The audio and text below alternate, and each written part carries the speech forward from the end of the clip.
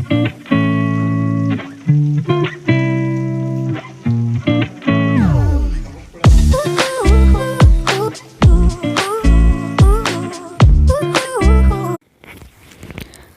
Welcome back to my YouTube channel.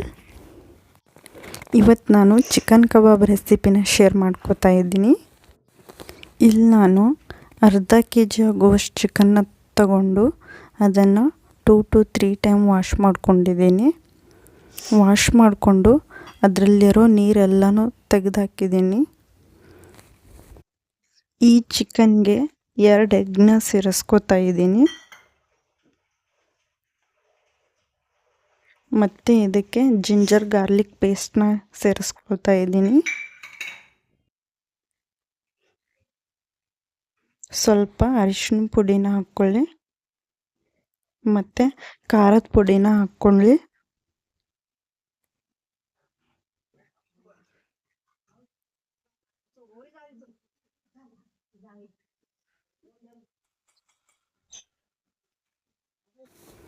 ಇದಕ್ಕೆ ಸ್ವಲ್ಪ ಉಪ್ಪು ಹಾಕ್ಕೊಳ್ಳಿ ಮತ್ತು ಚಿಕನ್ ಕಬಾಬ್ ಮಸಾಲಾನ ಆ್ಯಡ್ ಮಾಡ್ಕೊಳ್ಳಿ.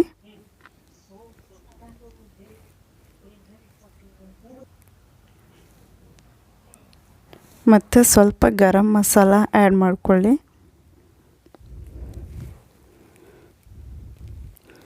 ಆ್ಯಡ್ ಮಾಡಿಕೊಂಡು ಚೆನ್ನಾಗಿ ಮಿಕ್ಸ್ ಮಾಡಿ ಅದನ್ನು.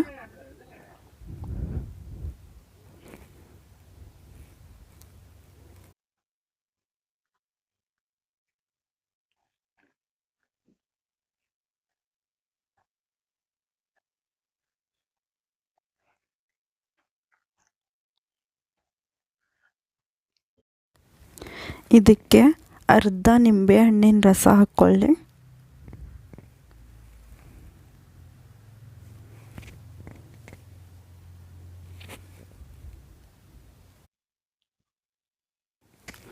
ಮತ್ತೆ ಮಿಕ್ಸ್ ಮಾಡ್ಕೊಳ್ಳಿ.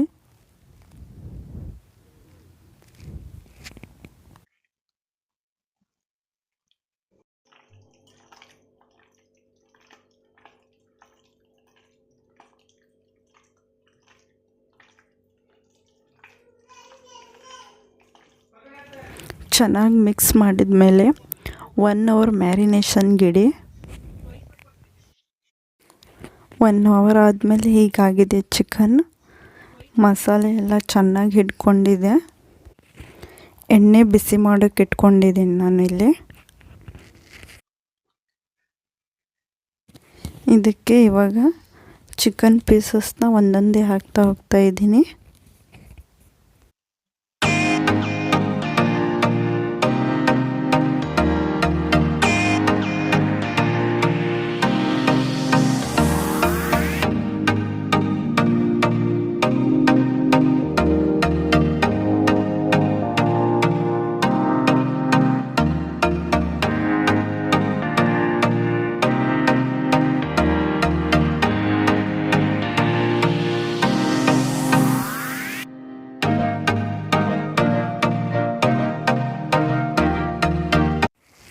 ಇವಾಗ ಒಂದು ಸೈಡ್ ಫ್ರೈ ಆಗಿದೆ.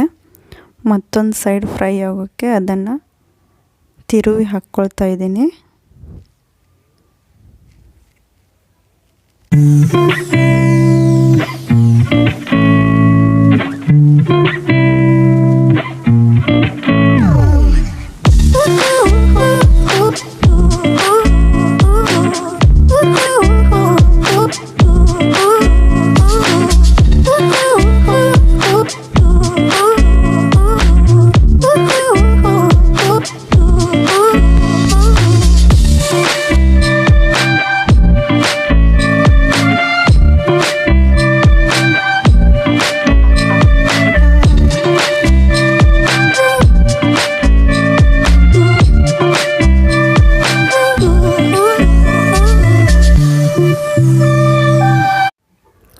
ಲೋ ಫ್ಲೇಮಲ್ಲಿ ಇಟ್ಕೊಂಡು ಫ್ರೈ ಮಾಡ್ಕೊಳ್ಳಿ.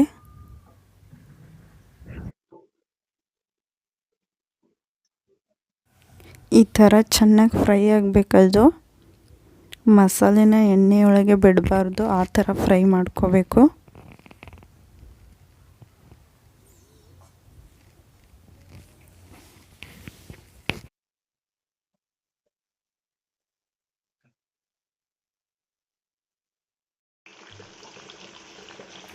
ಚಿಕನ್ ಫ್ರೈ ಆದಮೇಲೆ ಅದಕ್ಕೆ ಮೇಲಿಂದ ಸ್ವಲ್ಪ ಕರಿಬೇವು ಸೊಪ್ಪನ್ನ ಹಾಕ್ಕೋಬೇಕು.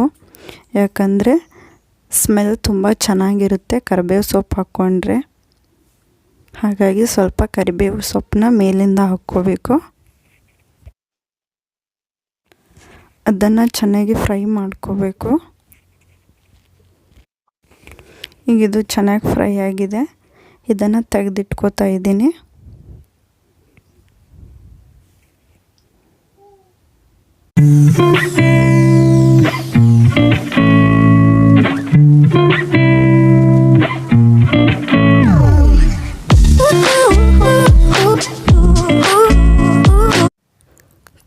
ಚಿಕನ್ ಮಸಾಲೆ ಹಿಡಿದ್ರೆ ಕಬಾಬ್ ತುಂಬಾ ಸಾಫ್ಟಾಗಿ ಬಂದಿರುತ್ತೆ, ಚೆನ್ನಾಗಿರುತ್ತೆ. ನೀವು ಮನೆಯಲ್ಲಿ ಈ ಥರ ಮಾಡ್ಕೊಳ್ಳಿ, ತುಂಬಾ ಚೆನ್ನಾಗಿರುತ್ತೆ.